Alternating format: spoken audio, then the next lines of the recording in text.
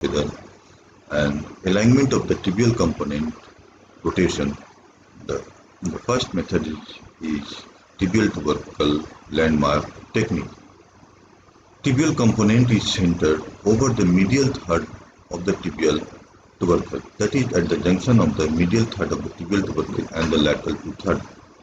This may leave a portion of the posteromedial tibial uncovered and some overhang of the prosthesis over the posterolateral aspect of the tibia.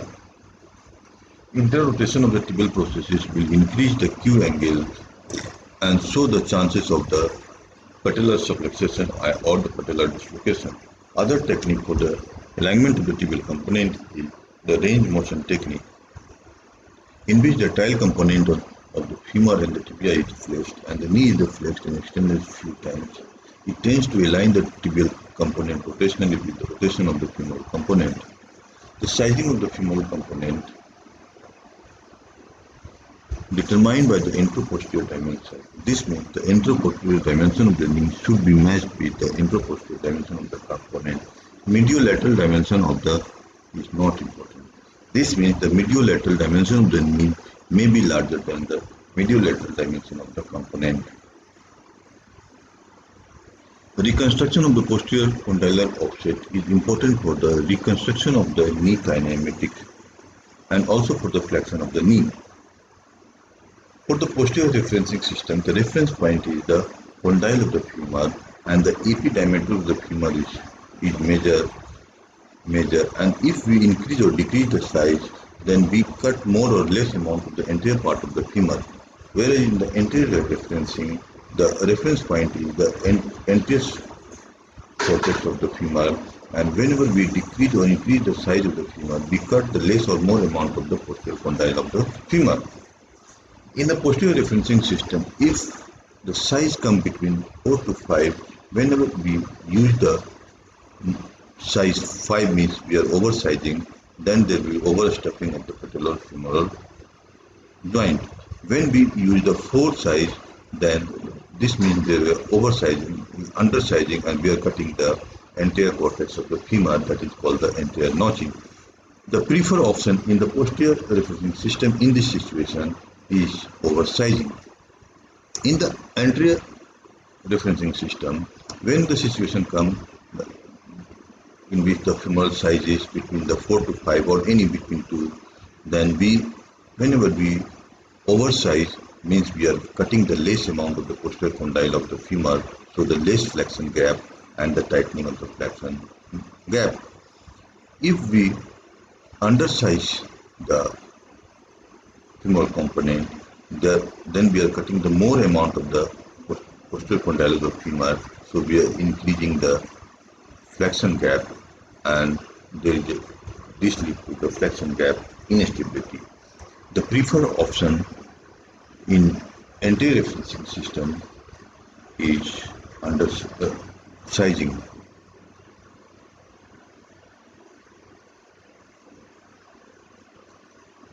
Whenever the mediolateral dimension of the femoral component is less than the mediolateral dimension of the knee, then the femoral component should be lateralized to improve the patellar tracking. The sizing of the tibial component, the selection of the largest size which covers the tibial cortex is recommended. Undersizing of the tibial component can cause the early losing due to missing the cortical coverage. Medial overhang of the tibial component can cause the irritation of the medial collateral ligament and medial capsule. A pronounced lateral overhang can irritate the lateral capsules, iliotibial band, or popliteus tendon. Only 26% of the tibial component achieve the optimal fit, whereas 49% show the posterolateral overhang. In order to achieve the correct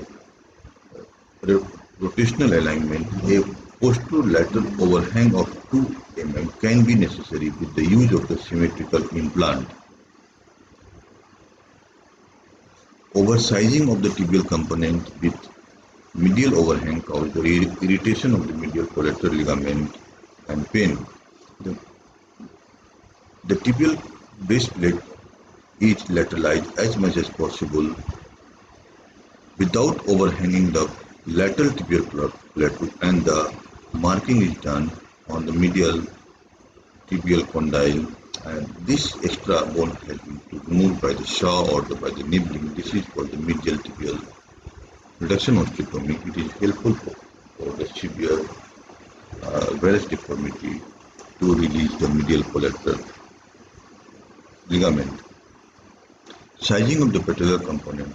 The most common problem in the sizing of the patellar component is reconstruction of the pre-operative patellar thickness. If the remaining bone is less than 10 to 12 mm, then the risk of the fracture increases. If the bone resection is less than the patellar implant, that is 8 to 10 mm, then overstuffing of the patellofemoral joint can cause pain. So if the total patellar thickening is less than the 20 to 22 mm, then patellar resurfacing should not be done. And patellar component is medialized to diminish the Q angle, and when it is medialized, lead to uncovered lateral part of the patella. Because the patella is elliptical in shape, where the patellar component is circular in the shape, and so the extra part of the uncovered patella can be removed, and this is called the reduction patelloplasty. It prevents the formation of the fibrotic tissue under this bone. General rule for equalization of the flexion and extension gap. Adjust the femur if asymmetry. The distal femoral cut affect the extension gap, and posterior femoral cut affect the flexion gap. Adjust the tibia if problem is symmetrical, means same in both flexion and extension. Tibial cut affect both flexion and extension gap.